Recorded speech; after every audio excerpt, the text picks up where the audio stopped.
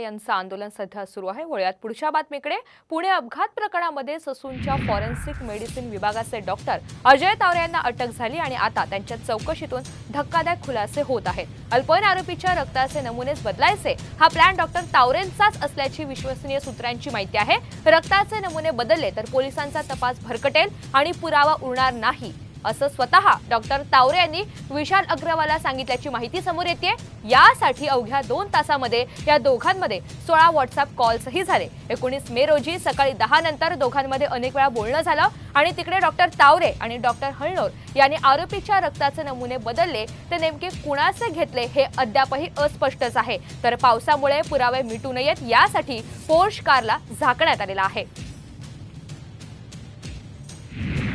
दुसरीकडे डॉक्टर अजय तावरे यांच्या जीविताची काळजी वाटत असल्याचं ठाकरे गटाच्या नेत्या सुषमा अंधारे यांनी म्हटलंय।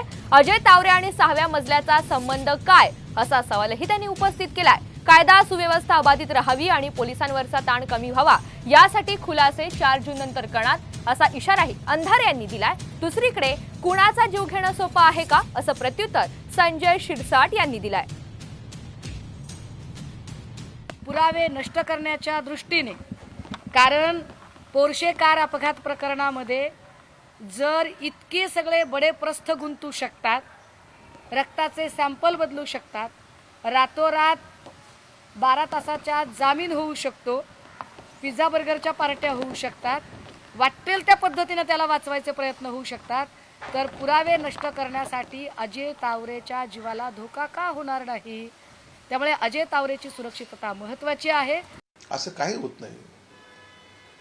हे काय इतर राज्य नाहीये, महाराष्ट्र राज्य आहे। कुणाचा जीव घेणे इतकं सोपं काम नाहीये। म्हणून अशा गोष्टीचं जर त्यांना तावडेला काय वाटत असेल तर ते आयुक्ताशी बोलतील ना। त्यांना जर त्यांची सुरक्षितता कशी ठेवायची किंवा त्यांची काळजी कशी घ्यायची हे पोलीस लोक आपलं काम करतील।